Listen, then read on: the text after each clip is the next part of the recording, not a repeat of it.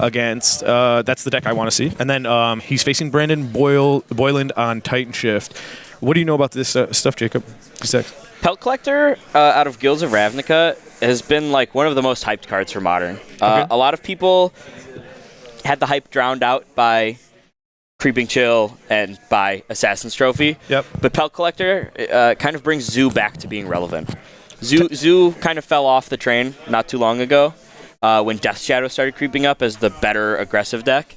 But Pelt Collector kind of brings Zoo back. Could you tell us about what you know about Zoo in general, like before, like just in general what the deck normally is? Zoo's whole game plan since basically the beginning of time was play Wild Nacatl, play Curdape.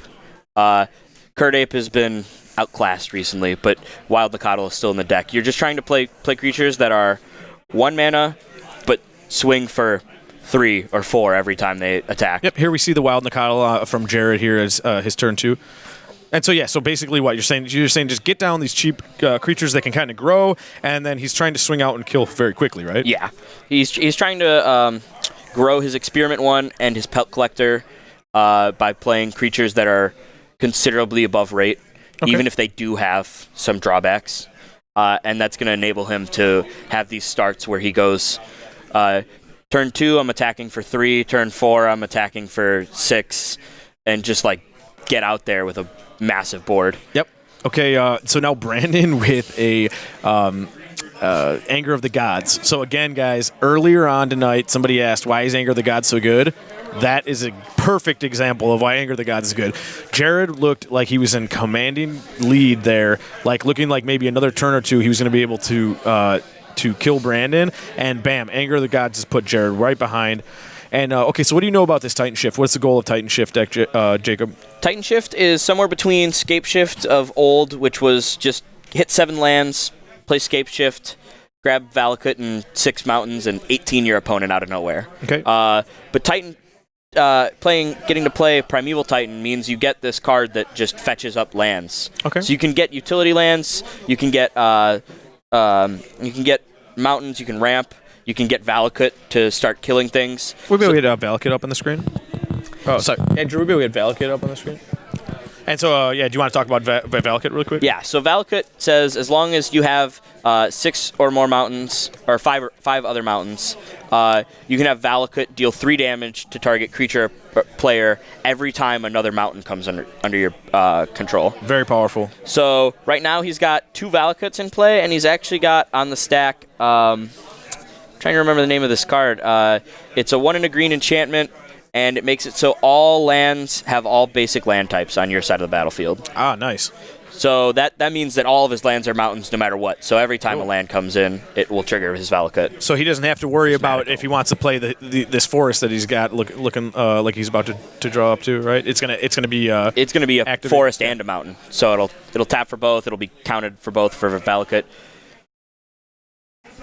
Yeah. So surprisingly here with this Zoo deck, even though the Anger of the Gods looked like it took him off. He's restabilized here already pretty quickly, right? The ability to play all of these huge creatures is like what enables Zoo to be so good. You see he's got Death Shadow, nice. A massive creature that grows, Vexing Devil, frequently a 1 mana 4 damage burn spell, but also can be a 1 mana 4/3 if your opponent lets you have it. Okay.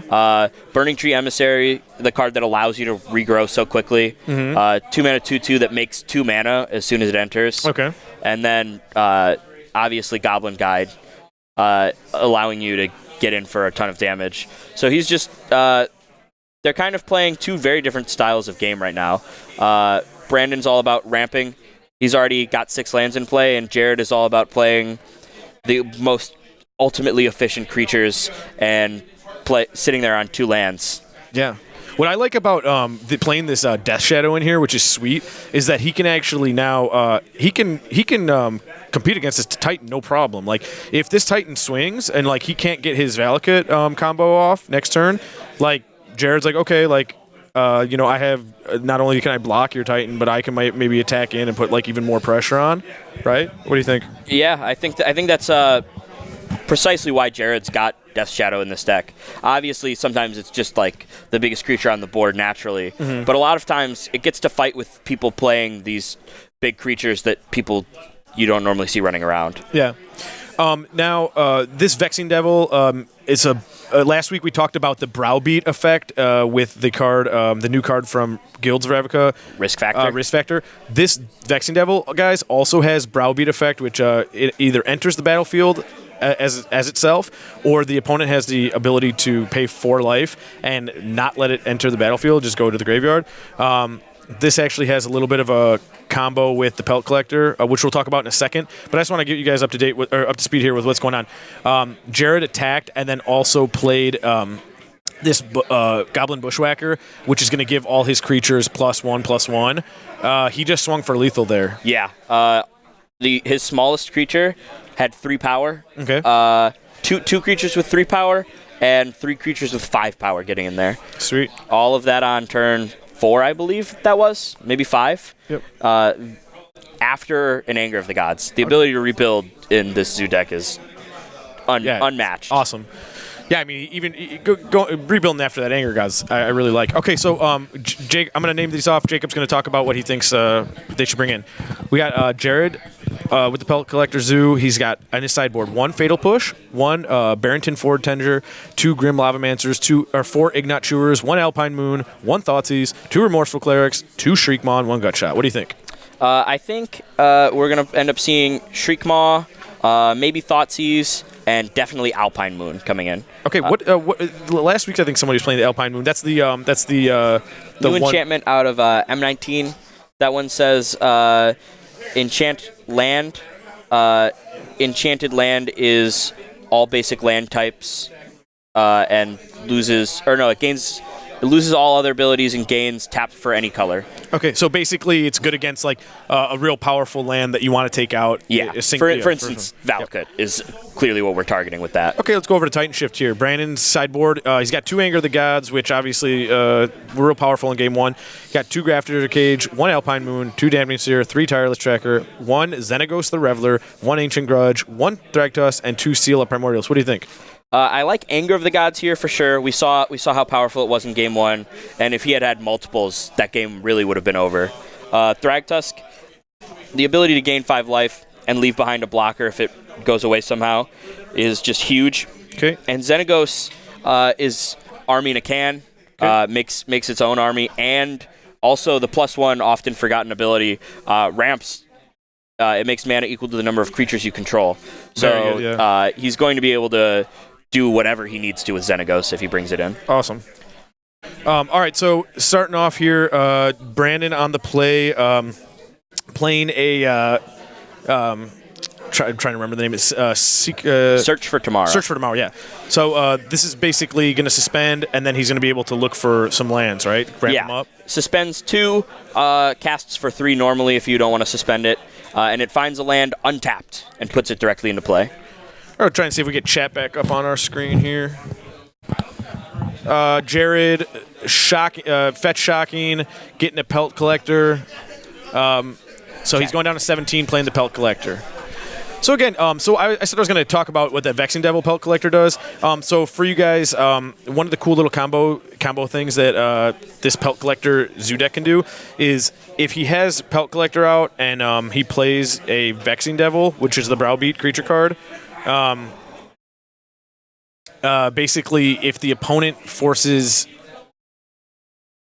him to sacrifice it, Pelt Collector's still going to get larger.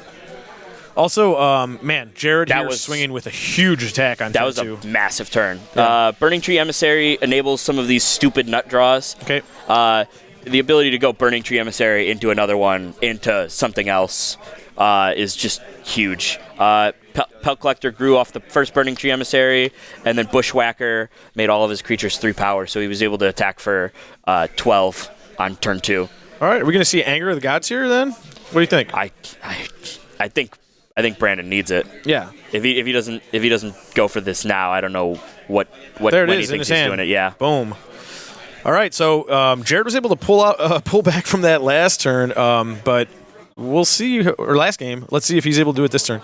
There's your Vexing Devil. Brandon says, "Yeah, go ahead and keep that." Another Vexing Devil. Oh, jeez.